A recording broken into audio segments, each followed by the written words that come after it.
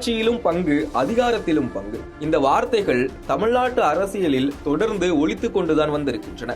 ஆனால் இந்த தேர்தலில் அதன் டெசிபல் சற்று அதிகமாகி இருக்கிறது. சரியாக ஓராண்டு 3 மாதங்கள் 27 நாட்களுக்கு முன் தமிழக வெற்றி கழகத்தின் தலைவர் விஜயும் இதே வார்த்தைகளை உதிர்த்திருந்தார். அப்படி நாம் அந்த நிலையை நிறைவா அடைஞ்சாலும் நம்ம செயல்பாட்டை நம்பி நம்மளோட சில பேர் வரலாம் இல்லையா? அதுக்கான அரசியல் சூழல் உருவாகலாம் இல்லையா? அப்படி வர்றவங்களையும் நாம அன்போட அரவணைக்கணும் இல்லையா? நமக்கு எப்பவுமே நம்மளை நம்பி வர்றவங்கள அரவணைச்சுத்தானே பழக்கம். அதனால நம்மளை நம்பி நம்மளோட களம் காண வர்றவங்களுக்கும் ஆட்சி அதிகாரத்தில் பங்களிப்பு தந்து அதிகார பகிர்வு செய்யப்படும். தமிழ்நாட்டின் இருபெரும் கட்சிகளான அதிமுகவும் திமுகவும் ஆட்சியிலும் அதிகாரத்திலும் பங்கு கொடுப்பதற்கு ஸ்ட்ரிக்டாக நோ சொல்லும் நிலையில் பெரும் ரசிகர் பலத்துடன் களத்திற்கு வந்திருப்பதாக கருதப்படும் விஜய் இதை சொன்னது அரசியல் கட்சிகளை யோசிக்க வைத்தது. எந்த கட்சி தாவேகாவுடன் கூட்டணி அமைக்கும்? அப்படி கூட்டணி அமைந்தால் யார் தலைமை ஏற்பார்கள் என்றெல்லாம் கேள்வி எழுந்தது. தாவேகாவினரோ விஜய் தலைமையை ஏற்பவர்களுக்குத்தான் கூட்டணியின் வாசல் திறக்கப்படும் என்று தெளிவாக அறிவிக்க கூட்டணி தொடர்பாக பேசி வந்த கட்சிகள் சற்று மௌனமாகின. மறுமுனையில் அதிமுக பிளஸ் பாஜக கூட்டணிக்கு தாவேகா செல்லும் பட்சத்தில் கட்டாயம் திமுக கூட்டணிக்கு சிக்கல்தான் என்று அரசியல் விமர்சகர்கள் கருத்து தெரிவித்தனர். இதற்கிடையே அதிமுக பாஜக தலைவர்களில் சிலர் விஜயுடன் கூட்டணி அமைக்க பொதுவெளியிலேயே விருப்பம் தெரிவிக்க அண்ணா திமுக தலைமையிலே அமைக்கப்படுகின்ற கூட்டணி வலுவான கூட்டணியா இருக்கும். பாருங்க, கொடி பறக்குது.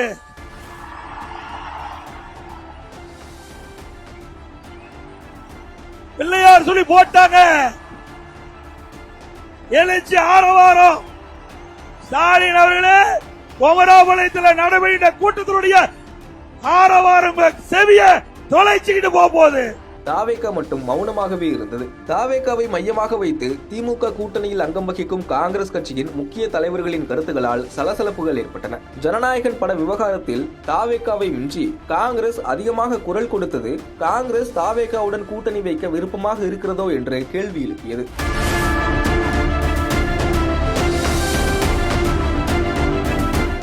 அமமுக பொதுச் செயலாளர் டிடிவி தினகரனும் விஜய்க்கு ஹைப் ஏற்றினார். காங்கிரஸை போலவே அமமுகவும் ஆட்சியிலும் அதிகாரத்திலும் பங்கு வேண்டும் என்றது. மறுமுனையில் தாவேகா தரப்பிலும் கூட்டணிக்கு அழைப்புகள் விடுக்கப்பட்டன. ஒரு கட்சியில் கூட்டணி தொடர்பான பேச்சுவார்த்தைகளை மேற்கொள்வது என்பது பெரும்பாலும் 2ஆம் கட்ட தலைவர்கள் தான். தாவேகாவில் இருக்கும் முக்கிய 2ஆம் கட்ட தலைவர்கள் பெரும்பாலும் இளைஞர்கள், அரசியல் அனுபவமற்றவர்கள். என்னதான் தொண்டர்கள் பலம் இருப்பதாக பார்வை இருந்தாலும் தாவேகா என்பது அரசியல் களத்திற்கு புது வரவு, அதாவது அன்டெஸ்டட். கூட்டணி பேச்சுவார்த்தை நடத்த அனுபவம் மிக்கவர்கள் வேண்டும். எம்ஜிஆருக்கும் விஜயகாந்திற்கும் அப்படிப்பட்ட தலைவர்கள் இருந்தார்கள். விஜய்க்கு அப்படி இல்லாததும் சிக்கல்தான் என்பது அரசியல் பார்வையாளர்களின் கருத்தாக இருக்கிறது. இந்த பேச்சுக்கள் ஓடிக்கொண்டிருந்த போதுதான் யாரும் எதிர்பாராத விதமாக செங்கோட்டையன் தாவேகாவில் ஐக்கியமானார். இதனை அடுத்து கூட்டணி அமைக்கும் வேகத்தை செங்கோட்டையன் வேகப்படுத்துவார் என்று எதிர்பார்க்கப்பட்டது. ஆனாலும் தாவேகாவுடன் கூட்டணி அமைக்க எந்த கட்சியும் தற்போது வரை முன்வரவில்லை என்றே தகவல்கள் தெரிவிக்கின்றன. தாவேகாவிற்கு சென்றால் தொகுதிகள் அதிகமாக கிடைக்கலாம். எத்தனை தொகுதிகளில் வெற்றி பெறுவார்கள் என்பது யாருக்கும் தெரியாது. ஆனால் திமுக மற்றும் அதிமுக போன்ற கட்சிகளுக்கு சென்றால் குறைந்த தொகுதிகள் என்றாலும் எம்எல்ஏ பதவிகள் கிடைப்பது உறுதியாகும். 50 தொகுதிகளா இல்லை 5 எம்எல்ஏக்களா என்றால் அரசியல் கட்சிகள் எம்எல்ஏக்கள் பதவியைத்தானே உறுதி செய்யும். இதுதானே கடந்த கால வரலாறு என்கின்றனர் அரசியல் விமர்சகர்கள். தாவேகா பிளஸ் கூட்டணி இது தொடர்பாக பேசுவதற்காக பத்திரிகையாளர் சுவாமிநாதனை தொடர்பு கொண்டும் அவர் விரிவான பார்வையை முன்வைத்தார். விஜய் கூட்டணி தொடர்பான அறிவிப்பை வெளியிட்டு கிட்டத்தட்ட ஓராண்டு 4 மாதங்கள் ஆக போகுது. இன்னும் எந்த ஒரு கட்சியும் கூட்டணி தொடர்பான பேச்சுவார்த்தை நடத்தினதாகவோ இல்ல கூட்டணிக்கு போற ஐடியால இருக்கிறதாகவோ தகவல் வெளியே வரல. இத்தனைக்கும் செங்கோட்டையன் போன்ற மூத்த தலைவர்கள் தாவேகா பக்கம் போனதும் கூட இன்னும் இதுதான் நிலைமையாக இருக்கு. இதுல 3 விஷயங்கள் நான் பாக்குறேன். ஒன்னு, தாவேகா கூட கூட்டணிக்கு அமைச்சிருப்போம் அப்படின்னு ஒரு பேச்சுவார்த்தையை உண்டாக்கி சில கட்சிகள் தங்களுடைய கூட்டணியில தங்களுக்கான தொகுதிகளை அதிகப்படுத்திக்கிற ஒரு முயற்சியாக தாவேகாவை பயன்படுத்திக்கிறாங்க அப்படின்றது ஒண்ணு. இரண்டாவது, தாவேகா பக்கம் போனா அதிகமான தொகுதிகள் கிடைக்கும், ஆனா ஜெயிப்பாங்களா அப்படின்றது 100% அப்படின்றது தெரியாது. 50 தொகுதிகளா 5 எம்எல்ஏக்களா அப்படின்னு அரசியல் கட்சிகள் யோசிக்கும் போது பெரும்பான்மையான கட்சிகளுக்கு 5 எம்எல்ஏக்கள் பெருசாக இருக்கும். அது திமுக அதிமுக கூட்டணிக்கு போகும்போது அது அமையும் அப்படின்னு அவங்க நினைக்கிறாங்க. அதனால தாவேகா பக்கம் போறதுக்கு யோசிக்கிறாங்க அப்படின்றது 2வது கொஸ்டின். தங்கள் கூட்டணிக்கு அரசியல் கட்சிகளை கூட்டிட்டு வர்ற அளவுக்கு தாவேகால அரசியல் அனுபவம் வாய்ந்த தலைவர்கள் பெரிதாக இல்லை. இப்பதான் புதுசு புதுசா மூத்த தலைவர்கள் அந்த பக்கம் போய் சேர்றாங்க. கூட்டணி பேச்சுவார்த்தை நடத்துறதுக்கு போதுமான தலைவர்கள் இல்ல அப்படின்ற ஒரு ஒரு கருத்து முன்வைக்கப்படுது. இந்த 3 கேள்வி இருக்கு. எப்படி பாக்குறீங்க நீங்க? இல்ல, தமிழக வெற்றி கழகத்தை பொறுத்தவரை நீங்க குறிப்பிட்டதை போல அங்க சில சிக்கல்கள் இருக்கு. அது அது வந்து எப்படின்னா, நீங்க நடக்கிறது சட்டமன்ற தேர்தல். இன்னைக்கு எல்லா கட்சிகளும் என்ன பண்றாங்கன்னா, தாவேக்காவே ஒரு ஆப்ஷனா வச்சுக்கிறாங்க. 3வது பெரிய சக்தியா நீங்க தாவேக்கா இருக்கு. அதுல கடுகள கூட சந்தேகம் இல்ல. அப்ப தாவேக்காவை மையமா வைத்துக் கொண்டுதான் காங்கிரஸ் தங்களோட பேர வலிமையை கூட்டுறாங்க. நீங்க கேட்டதை போலதான் காங்கிரஸ் கட்சி தங்களோட பேர வலிமையை கூட்டிக்கிறாங்க. இதர கட்சிகள் நீங்க தேமுதிகவுக்குலாம் ஒரு டிமாண்ட் வந்திருக்குன்னா, திமுக பக்கம் பேசுறாங்க, அதிமுக பக்கம் பேசுறாங்க, தாவேக்கா கிட்டையும் கடைசி கட்ட வரை பேசிட்டு தான் இருந்தாங்க. சோ இது தங்களுடைய பேர வலிமையை கூட்டிக்கிறதுங்கிறது ஒன்று. இன்னொன்று, சட்டமன்ற பிரதிநிதித்துவம்ங்கிறது ரொம்ப ரொம்ப முக்கியமானது இல்ல. நீங்க நீங்க கூடுதல் எத்தனை தொகுதியில போட்டியிட்டீங்க அப்படிங்கிறத வைத்து நமக்கு 5 ஆண்டுகள் மதிப்பீடு செய்யப்படுறது இல்ல. போட்டியிட்டதுல எத்தனை தொகுதிகள் ஜெயிச்சிருக்கோம் அப்படிங்கறதா ஒரு மதிப்பீடா மாறும்.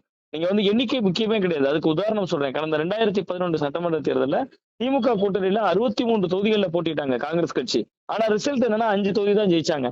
அப்ப இவ்வளவுக்கும் அன்னைக்கு 2011 ஆன்டி இன்கம்பன்சி பயங்கரமா இருந்துச்சு. ஏன்னா மின்வெட்டு பிரச்சனை பயங்கரமாக இருந்த காலகட்டம். அப்ப 63 சீட்டை வாங்கின காங்கிரஸ் 5 சீட்டு தான் ஜெயிக்கிறாங்க. சோ அதே மாதிரிதான் நீங்க மக்கள் நல கூட்டணி விஜயகாந்த் அவர்கள் தலைமையில உருவாகுது. விஜயகாந்த் அவர்களை முதல்வர் வேட்பாளராக முன்னிறுத்திப்படுத்துறாங்க. தேமுதிக கணிசமான எண்ணிக்கையில போட்டிடுறாங்க. பட் ரிசல்ட் என்ன? 0, ஒண்ணுமே இல்ல. அவங்க எண்ணிக்கை முக்கியமே இல்ல, ஜெயிக்கிற வெற்றி தான் முக்கியம் அப்படின்னு பாக்குறாங்க கட்சிகள் ஒன்று. மற்றபடி எங்க கூட்டணி பேச்சுவார்த்தை நடத்துறதுக்கு ஆளே இல்லை அப்படின்னு நான் பாக்கல. ஏன்னா செங்கோட்டையன் போன்ற அனுபவஸ்தாலிகள் போயிட்டாங்க. செங்கோட்டையன் கிட்டத்தட்ட நீங்க நினைவுல இருக்கலாம், கடைசியாக கூட பசுமன் முத்துராமலிங்க தேவர் அவர்களுடைய அந்த இதுக்கு போயிருந்தாரு. ஒரே கார்ல டிடிவி, ஓபிஎஸ் போன்றவர்களை சந்திச்சதுதான் அவரோட பதவி இழப்புக்கு காரணமா இருந்துச்சு. ஆனாலும் டிடிவி தினகரனை கூட அவங்க பக்கம் கொண்டு வர முடியல. செங்கோட்டையனும் டிடிவி தினகரனும் நட்புல இருந்தவங்க தானே கடைசி காலங்களோடு ஒப்பிட்டா. அப்ப அவங்களையே கொண்டு வர முடியல. அது செங்கோட்டையனுடைய தோல்வியோ அங்கு கூட்டணி பேச்சுவார்த்தை நடத்த இயலாமைனோ நான் அதை பார்க்கல. முழுக்க முழுக்க அரசியல் கட்சிகளுக்கு வெற்றி முக்கியம். இந்த சட்டமன்ற தேர்தலில் விஜய் அவர்களை பயன்படுத்தி ஒரு பேர வலிமையை கூட்டிக்கிறாங்க. தங்களுக்கு தேமுதிகவே நீங்க ஒரு உதாரணத்துக்கு எடுத்துக்கிட்டீங்கன்னா 2011 சட்டமன்ற எதிர்கட்சி தலைவர் வரைக்கும் வந்திருந்தார் விஜயகாந்த். ஆனா 16 அவங்களால ஒரு எம்எல்ஏ வாங்க முடியல, 21 ஒரு எம்எல்ஏ கூட வாங்க முடியல. சோ தொடர் தோல்விகள். 10 ஆண்டுகள் அவங்களுக்கு எந்த மக்கள் பிரதிநிதித்துவ பதவியும் இல்ல. சோ இந்த தேர்தல்ல எல்லாருக்குமே வெற்றி முக்கியம்னு பாக்குறாங்க. அந்த நம்பிக்கையை விஜய் தரப்பு கட்சி விதைக்கல. இன்னொன்னு, விஜய் தரப்புக்கு தொடர்ந்து சிக்கல்கள், சிபிஐ என்கொயரியில் அவர் இருக்கிறதா இருக்கலாம், இன்னொரு பக்கத்துல படமே வெளியாகுவதில் சிக்கல் நீடிக்கிறதா இருக்கலாம். இது எல்லாம் கூட்டணி கட்சிகளுக்கு ஒரு சுணக்கத்தை கொடுக்கல. நீங்க அவர் ஆட்சி இருப்பாங்க, அதிகாரத்தில் இருப்பாங்க, வாங்கன்னு கூப்பிட்டாலுமே என்னங்க அவரே இவ்வளவு பிரச்சனைகள் இருக்காரு, இப்ப நம்ம போய் அவர் கூட போய் கை கோர்க்கிறது சரியா இருக்குமா? பாஜக அவரை எப்படி டீல் பண்ண போதுன்னே தெரியலையே. பட் இன்னைக்கு ஒரு ஆறுதலான விஷயமா இருக்கு, விசில் சின்னம் கிடைச்சிருக்கு, 234 தொகுதியிலும் பொது சின்னம் கிடைச்சிருக்கு. பட் அவருக்கும் பிஜேபிக்கு பண்ண ரிலேஷன்ஷிப் எப்படி இருக்க போகுதுன்னு தெரியல. இதெல்லாம் யோசிப்பாங்க கட்சிகள். சோ இப்ப தாவேக்காவை பொறுத்தவரை அவர்கள் தலைமையில இருந்து ஒரு உரிய தெளிவுகள் வராதது இதுக்கு ஒரு காரணம் அப்படின்னு பாக்குறேன். சார், இதுல இன்னொரு விஷயங்கள் இருக்குல்ல. இப்போ டிஎம்கே சரி, ஏடிஎம்கே சரி, அவங்க தொடர்ந்து பொதுக்கூட்டங்கள் நடத்துறாங்க, தொடர்ச்சியாக மக்கள் சந்திக்கிறாங்கன்னா, விஜய் தரப்புக்கு ஏதாவது ஒரு சிக்கல் வந்தா கூட கட்சியில இருந்து யாரையுமே வெளியே பார்க்க முடியாத ஒரு சூழல் இருக்கு. இப்போ செங்கோட்டையன் அங்க போனதுனால அவர் தொடர்ச்சியாக செய்தியாளர்களை சந்திக்கிறார். இந்த விஷயங்களும் முக்கிய காரணமா இருக்குமா? கூட்டணி கட்சிகள் அணுகிறதுக்கு தயங்குமா? இல்ல, அதுதான் நான் குறிப்பிட்டேன். அவங்க வழக்கு போன்ற விஷயங்கள்ல நிறைய இருக்காங்க, சிக்கி இருக்காங்கல்ல. இப்ப சிபிஐ என்கொயரி போயிட்டு இருக்கு, அதனுடைய முடிவுகள் எப்படி இருக்க போதுன்னு தெரியல.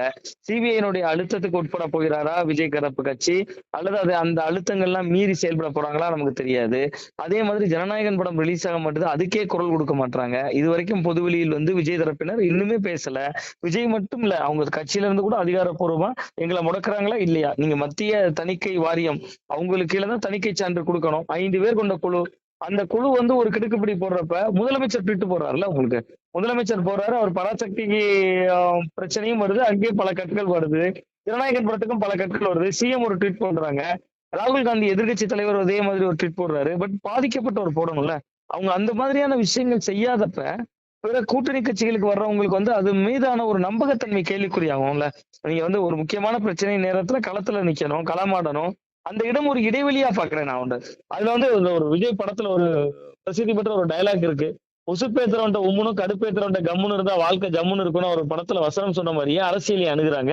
அது முழுக்க முழுக்க தவறானது. அது என்னன்னா, ஒரு ஆளுமையோடு விஷயங்களை அணுகிற பொழுதுதான் கூட்டணிக்கு ஒரு கட்சிகள் வருவாங்க. அந்த இடம் தாவேக்காவினுடைய ஒரு தோல்வி இடம் அப்படித்தான் நான் பாக்குறேன். அந்த வகையில அணுகுனா, மற்றபடி மக்கள் ஓட்டு போட அவங்களுக்கு தயாரா தான் இருக்காங்க. என்னுடைய கணிப்பு சரியாக இருந்தா குறைந்தபட்சம் அவரால் ஒரு 15 முதல் 18% ஓட்ட கூட எடுக்க முடியும், கூட்டணிகளே அமையாவிட்டாலும் கூட, அவர் பெரிதாக களத்துக்கு வராவிட்டாலும் கூட. ஏன்னா கிரவுண்ட்ல விஜய் ரசிகர்கள் பெரிய அளவுல அந்த ஒரு தாக்கத்தை பார்க்க முடியுது. அந்த அனுபவத்துலதான் சொல்றோம்.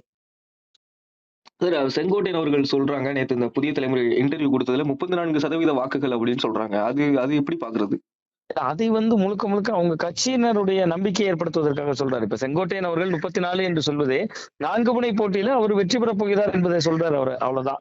அது ஒரு நம்பிக்கைக்கான வார்த்தையா மட்டும்தான் நான் பாக்குறேன். அது 34% என்பது இப்ப 80% கூட இருக்கலாம். அது எங்க இருக்கும் 80%? காலேஜ் வாசல்ல போய் நம்ம சர்வே எடுத்தோம்னா 80% காட்டிடும்.